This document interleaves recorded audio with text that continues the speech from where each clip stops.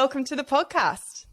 Hello, thank you for having me. So today's conversation is a little bit of a follow-on from one that we did the other week where we spoke with CJ, and she talked to us about her journey with postpartum psychosis and how her journey linked up with Radiance. And so today it's really exciting to talk to you to get the other side or another part to that story, because you are one of the founders of Radiance. Yes, been there since day one. That's amazing. And so I want to start off, before we dive into Radiance, I want to hear a little bit more about you and you as a mum and as a mental health nurse, and a bit about your journey. Okay. Well, I'm a mum of 4 children, 3 beautiful boys and a girl, all young, beautiful adults now. I'm also a grandma to 3 beautiful grand boys. I've always been a nurse, so started nursing when I was like 17, straight from school, dived straight into nursing. Absolutely loved nursing, always wanted to be a nurse. In the year 2000, I had a bit of a back injury, and at the same time, my daughter had anxiety and a bit of depression, and I just felt really frustrated about the mental health system, trying to get some support for her. And also with my back injury, I think it was just a new time to reinvent myself. So I went back to uni and became a mental health nurse. And that started my journey working in the Bunbury APU. And at the time, it was a pretty tough job, but I actually really loved it. I felt it answered a lot of my questions, and I was able to support my family members better and my community. But at that time, my husband actually started studying life coaching, and he started sharing some of the things he was learning. And then I said, oh my God, that's something I really want to do. So I jumped in and started studying life coaching as well. So then I became a life coach, and I started using the tools that I was learning as a life coach with my clients when I was working in mental health, and I really started to see a shift in the way they progressed. So it was sort of a match made in heaven. And at the time, while I was working in the mental health world, I saw a job advertised as a motivational wellbeing life coach, and I was like, oh my God, when does this ever happen? And it was only a 6-month contract at the Southwest Women's Health Centre in Bunbury. So I went for the job even though I still hadn't finished my life coaching course. But they took me on for a 6-month contract. I was doing the job I loved, working with women, working with community, using all the tools that I'd learnt along the way. So yeah, I left my government contract after like 25 years for a 6-month contract because I just found my thing. I found my passion. I felt really driven. I felt really supported. And yeah, that I was on my way of doing something I really, really loved. So from then, that's where I got involved in, I was working in a program with LAMP at the time. And yeah, they just got this funding from CJ of $15,000, and it was to be used for in the perinatal space for women in the Southwest because there wasn't really anything down here. So we basically sat around the kitchen table at LAMP in Bustleton and brainstormed a few ideas. And I think one of the workers at the time actually came up with the word Radiance. And we were just like, oh my God, that's it. That's it. We loved it. So yeah, from there it was born, and just from the kitchen table really. So then I went back to Women's Health and told them about the project, and they put in for a grant for $20,000 to give me 1 day a week for a year to work on the project, to do a pilot project in the Southwest. So that's how it was born, as a pilot project working in Bustleton. That's amazing. Leaving a job that you've been in after such a long period of time, I'm sure can be very scary, but it's definitely one of those times where you've trusted your gut instincts and you followed your path, and that's obviously was the path that you were meant to go on. I want to know what it would have been like when you saw that money come through from CJ. She said she did a fundraiser and she got that money together and she didn't know what to do with it, so she basically dropped it off, or however it came to you. What happened when you saw that? Well, the $15,000 she donated to LAMP to be used, and we thought, wow, okay, how can we use this best? And then we thought, well, we probably need a bit more, because I think we just thought, well, we'll do a pilot project for Bustleton. But my initial almost immediate reaction was, if we're going to do this, we're going to have to do it really well. I want to brand it really well. I want the brand to tell a story. And I think the first place to start was to get a really great website and really beautiful branding that actually really told a story of who we are. And I really wanted it to stand out. So when people recognize that symbol, they'd go, oh, that's what it is and that's what it means. So we knew what we would do with it at the beginning. But yeah, we thought, wow, we've got $35,000 now. But it didn't go that far. No, I think once it all you start planning and putting everything into action, it quickly adds up, doesn't it? Yeah. That's no small feat for you to start such a big foundation. Is that sort of just naturally built into you to be someone that would grab and go and run with a project? I think when you find your passion and you just really know, like hearing CJ's story, and once I started having conversations with people, and also I guess working in the mental health field for a while, I sort of knew that there was a gap in services in the Southwest, and I also knew how important this work was. I just think if we get that first, 1,000 days right, working with our parents, then, that's where the magic really happens. So I was always pretty passionate. I'm always a pretty passionate person. Whenever I do something, I throw all of myself in. I can't help it. I almost get like excited, and I'm just like, I get really driven. So sometimes I have to bring myself back. But, I didn't have to do this alone, because there's a whole community of like-minded, amazing women behind me. So, we had a community consultation in Busselton, and I remember there was 35 odd women turn up, mums and service providers that were also passionate about this, working in the space.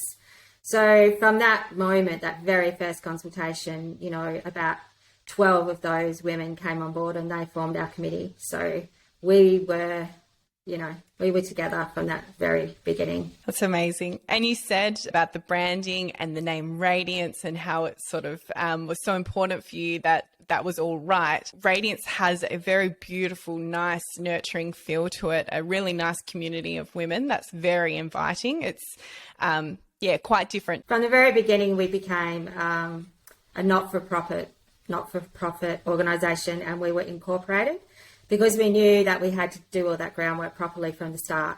So we had some amazing people help us on that journey. Like, it was just, every time I met someone, it was just like in line. Like, I had a coffee with at the time, the manager of Anglicare, and she was just such a firm advocate. And then she put me in contact with another lady from Parenting Connections. And then, they put me in contact with someone else. And it was just this line of people wanting to help because they heard about it and they were like, well, I'll help you. This is what I'm good at. And that's the journey that we've been on, and it continues to thrive like that. And it gives me goosebumps every time. And so for those that are listening and don't know what Radiance is or what it does, can you talk to us a little bit about what Radiance does and what your current role is there? Yeah, so I sort of nicknamed myself the bus driver, because I just drive the bus and, direct people where they need to go. But I guess I'm the manager of the network. We support parents like transitioning into parenthood. So sometimes we support mums in before they've had the baby, if they're just struggling with that transition into parenting or even pregnancy, and just are anxious or just feeling low or just needing some support in that space. So we'll support them right from that perinatal time. So basically we have a 3-tier approach. So the first tier that we provide support for is the website. We didn't have to reinvent the wheel, because there's amazing websites out there that we've already linked into, like Panda, like Cope, like the Gidget Foundation. They've got all the resources. They've done all the research. We didn't have to reinvent that. So we tap in and update our website with everything that they provide if you go on our website. But we've also wanted to do local. So if you type in Busselton, it shows you all the support services that are linked into this space in Busselton. And now, we offer support in Bunbury, Margaret River, Collie, and going down to hopefully to Manjimup and Bridgetown soon. The second tier is we offer the support groups. So the support groups, they're non-clinical, so we're not clinical providers at all. We offer a support nurturing space run by peer support workers, where parents can come, feel heard, feel supported, feel nurtured, and just breathe out that day of the week where they need to. And then the other tier is our Radiance intensive group, and we named that Mother Baby Nurture. When we branched out into 2018, I heard about this amazing service that they were running up in the metropolitan area called Mother Baby Nurture. So I contacted the founder of that. There's 2 ladies up there that made this amazing program, and it's a real intensive 10-week program working on the interaction of mother and baby at the very beginning, and it's for the mums and babies to build on that connection from birth. So the parents can go from 0 up to 6 months before the baby's crawling. We trained initially 3 facilitators, and they've been running Mother Baby Nurture in Busselton for the last 3 years, in real close connection and building up partnerships with Southwest Counselling. So that's how we've really got to where we've worked up really solid partnerships with our partners, because you can't do this alone. This work, we've run this on the smell of an oily rag. We've worked tirelessly, the committee all volunteer their hours until we got that recent funding from the Mental Health Commission. Every term we've just been doing fundraisers. CJ's done another big clothes swap, always asking for donations. But we've got there. And so if someone wanted to do the mother baby nurture program, what sort of person can do that, and how do they sort of enroll or get involved? So those referrals the mums can self-refer. So they're usually told about that program when they've had their baby. So all the midwives at the hospital know about it, or the child health nurses know about it. So that, I would love every parent to do the Mother Baby Nurture course. It's free and it's run by 2 trained facilitators. We've just trained some more for Bunbury. So yeah, they can self-refer or they can get referred. It doesn't really matter. And it doesn't have to be someone who is suffering with major anxiety or depression? No, Mother Baby Nurture can be for any mum. It's really good for first-time mums. You just don't really know about parenting's such an interesting thing. It's something that you think you're prepared for, but when it comes, you're like, oh, wow, I didn't know it was going to feel like this. So it's breaking down all those barriers. It's building up the confidence in your parenting as well. It's just a beautiful, beautiful course. Yeah. I mean, in those first months or the first year, it definitely is a shock to the system. I imagine most women do have some level of trouble, I suppose, or there's definitely anxious moments, and it's just a whole shift. It's a complete major transition heading into motherhood. And I suppose, like we hear often, we don't have that same kind of community that maybe way back in the day we used to have, where we were more involved with other women and their births in that recovery period. And we don't have that so much. So does this program, I suppose, kind of try to build that a little bit? The Mother Baby Nurture program is when the mums go initially with their small, really young babies. I think it's the 10-week. It's quite structured. It's a very structured program, and I haven't done the training myself, but each week there's a different topic and a different thread, if you like. But I know they do this thing called Wonder Watch, where they really get the mums to trust their intuition, and they do this thing where they just watch their baby and what's their baby saying to them, and just getting that eye contact with the baby. And it's called Wonder Watch, and all the mums just say, wow. Giving them the time and the space to just sit and just really watch and connect with their baby. I think there's magic in that. And the mums just say it's really rewarding. And they actually film the mums watching their babies and then play it back to them as well. And I think that's really beautiful for the mums. So you can pick up the mums that aren't maybe as connected, and then they can work with them on that as well. So, yeah, it's just picking up all those little early cues on the way, and yeah, pretty magical, I think. It sounds beautiful. I wish I had done it now, actually. That sounds beautiful. I kind of want to move then a little bit into if somebody was maybe having more trouble, maybe having more postnatal depression or psychosis or anything like that. If you were a support person or a friend of somebody who came to you and were showing signs that maybe they weren't coping, firstly, what would be some of the signs that they would show? And secondly, what's some things that support person could do or say to help them? There's so many different areas of perinatal, there's so many layers, because, there is perinatal anxiety and depression, there's things like postpartum psychosis, and then you've got the post-traumatic stress disorder as well, which can be brought on by a traumatic birth. So there's so many different layers. You don't have to be a trained professional. I think sometimes it's really hard for parents to actually ask for help. there's a lot of pressure on parents to do everything right, to do everything perfect.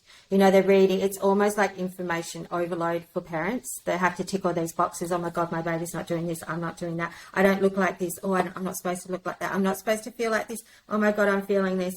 There's a lot of pressure these days put on parents with social media and information overload, really. So if you're noticing, first of all, and they haven't said anything to you, but you're noticing that that person's changed in any way, like they're more irritable or their mood's low or they're crying all the time, or, some of the, there's lots of signs and symptoms you can look out for. Sometimes anger can be a thing if the person hasn't been angry a lot and then all of a sudden they get really angry, or they're just inability to cope with normal things. So anything that is not normal for that person and you've noticed a change, you can explore that with that person in a really gentle, beautiful, compassionate way. And if you've already got that relationship with that person, then I think you just need to follow your intuition and your gut. If something doesn't feel right with that person, then you're probably right.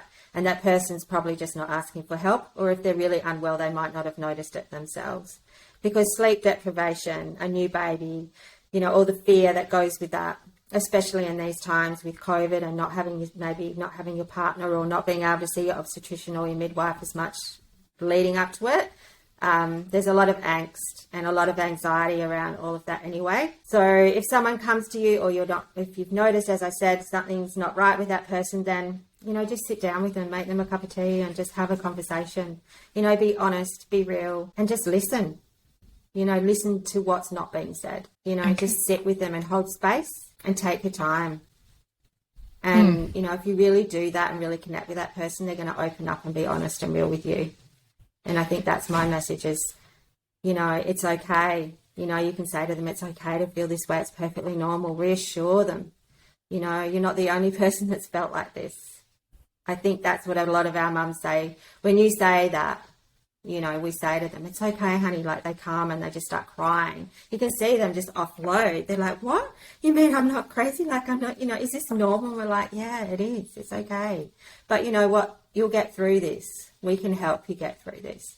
Just by you sharing that with me, you being honest and real, we can get through this together. And I think as soon as someone unloads and they know that there's a lightness in that. It takes the heaviness off. And then just say, what else can I do to help? What's going to make you feel safe? How can I support you in other ways? Can I cook you some food? Can I look after your baby so you can get some sleep? Is there someone else that I can get in, a family member? I can ring your mum in Perth to get her down because you haven't told her that you're not coping.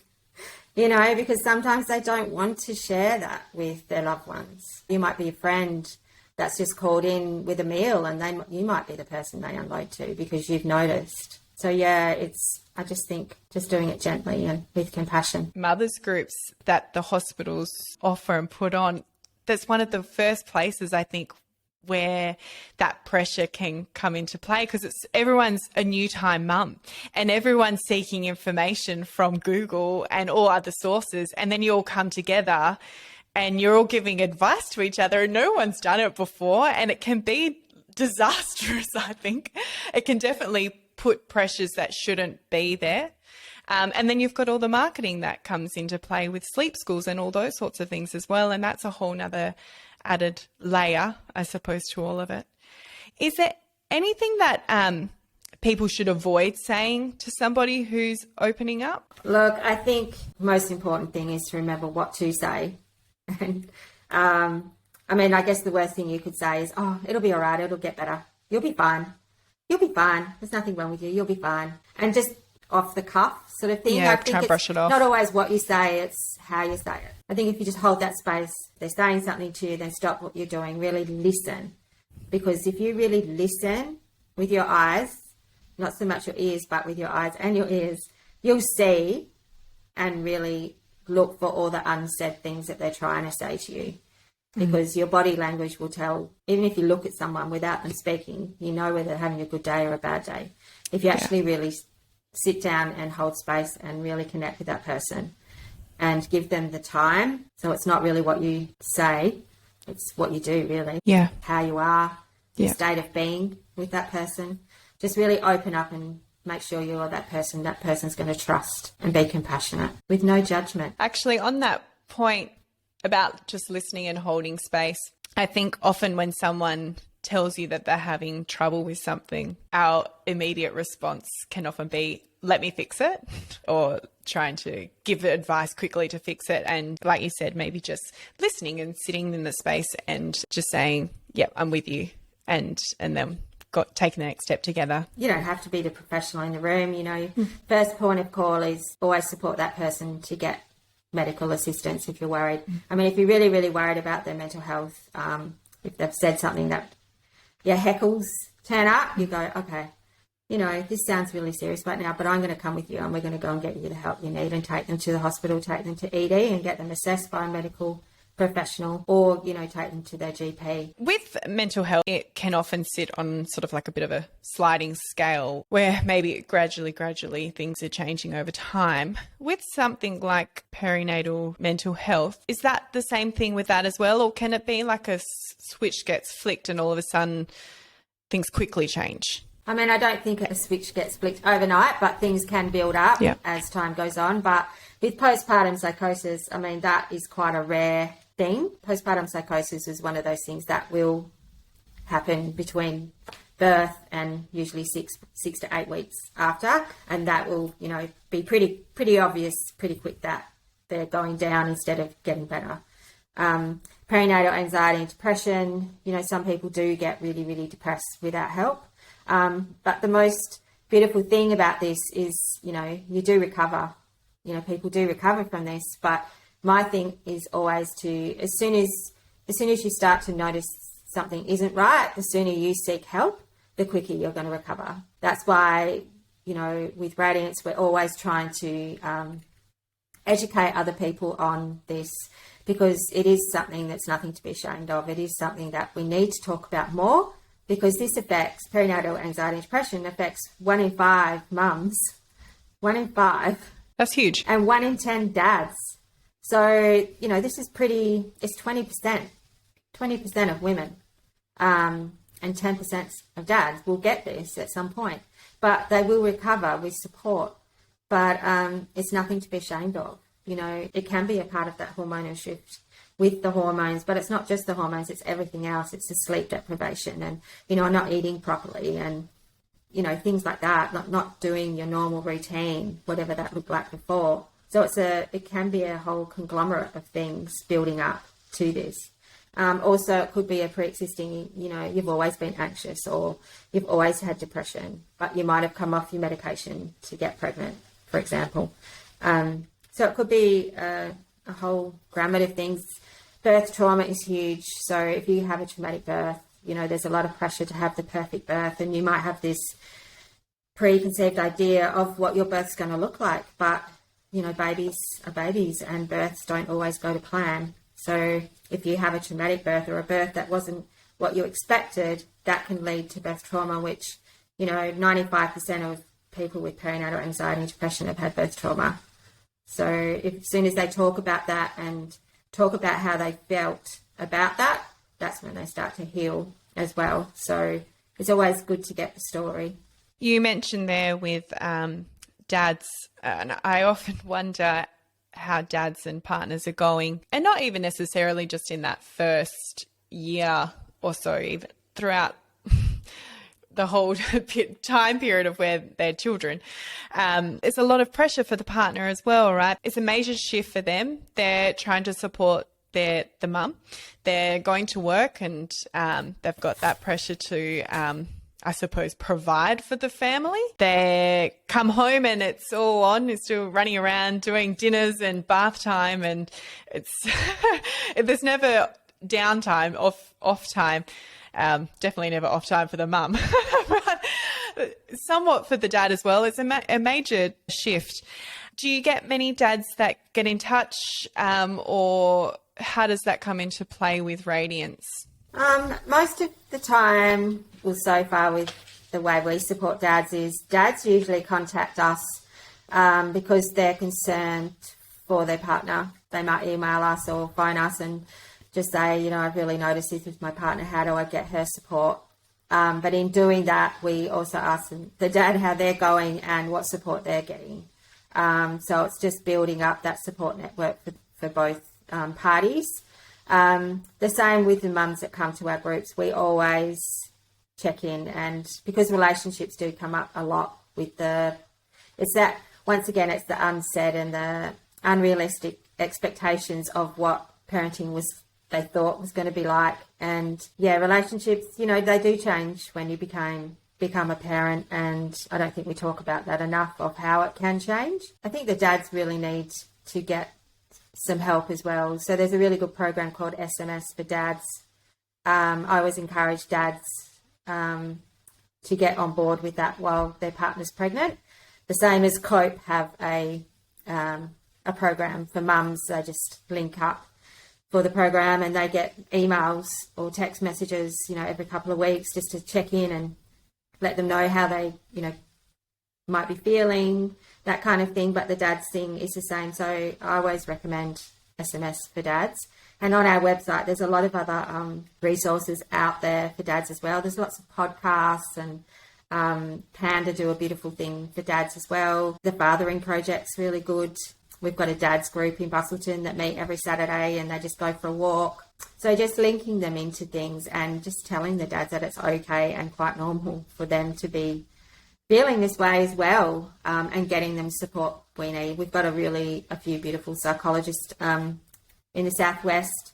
There's a couple that are really good with dads as well. So I always recommend them and get them to see them. And when they do, they'll ring back and go, oh my God, I would never have gone and seen that person if you didn't recommend them or said that it was okay to do that, So I think once again, it's normalising it and saying, you get the help now, it's going to benefit you down the road.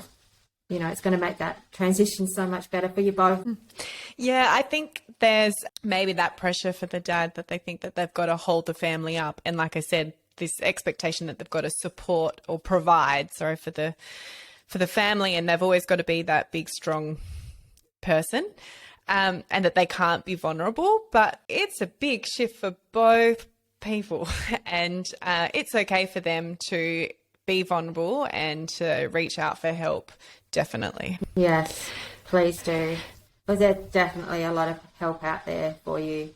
And, that's one of our big visions for Radiance, is to, link in with the dads group more and do events together. We had a dad talk at our last big pram walk, and it was about his experience. His wife had postpartum psychosis, and it was his perspective on when she was in hospital. He said it was really interesting that nobody actually asked him how he was doing, because she was the one that was really, really ill, and she got taken away to hospital, and he was going to visit, but he was down here, in Dunsborough, and she was up in Perth.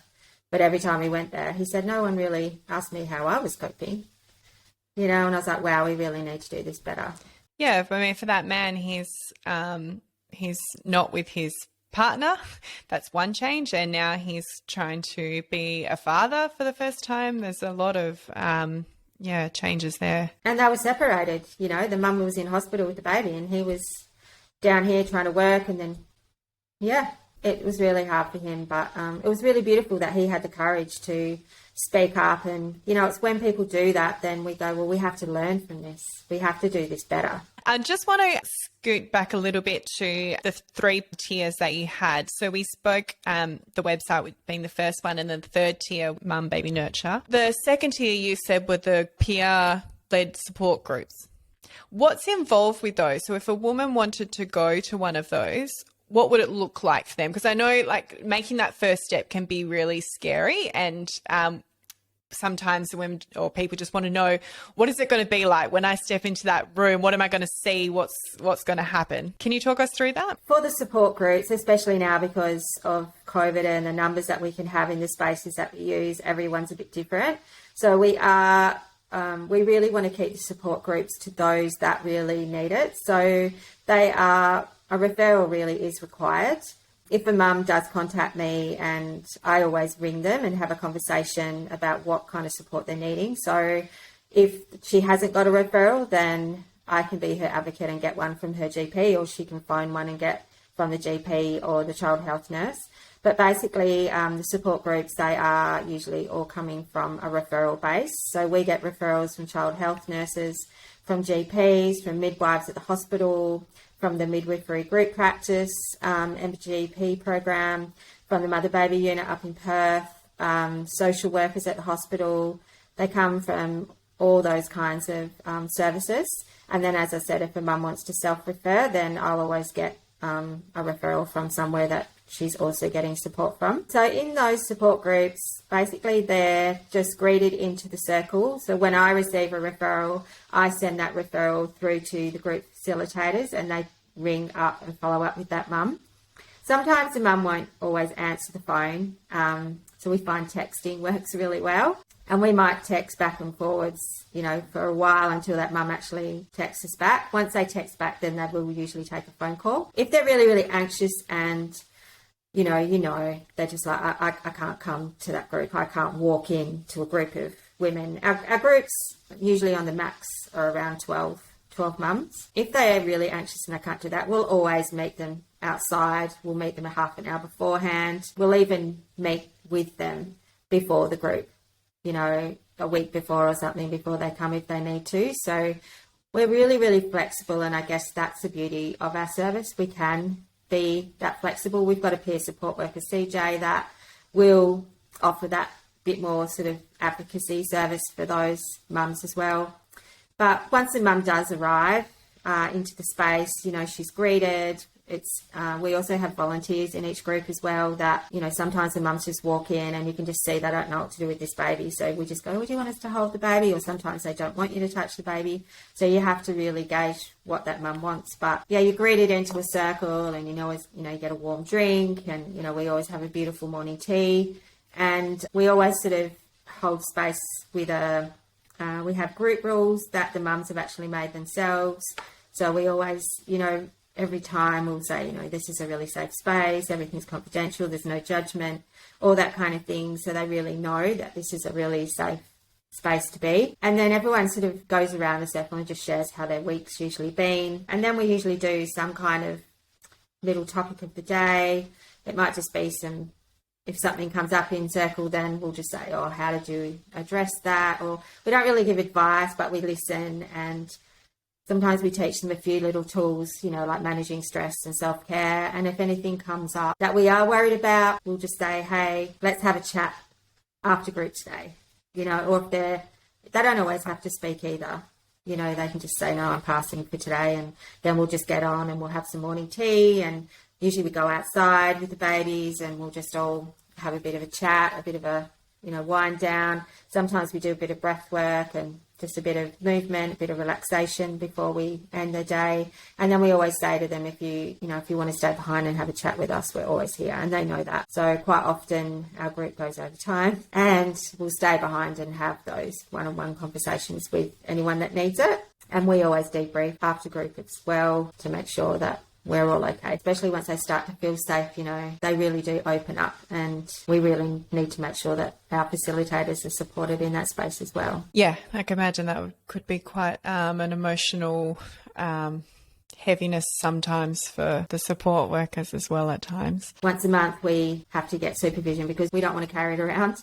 We want to debrief as well because we need to look after ourselves.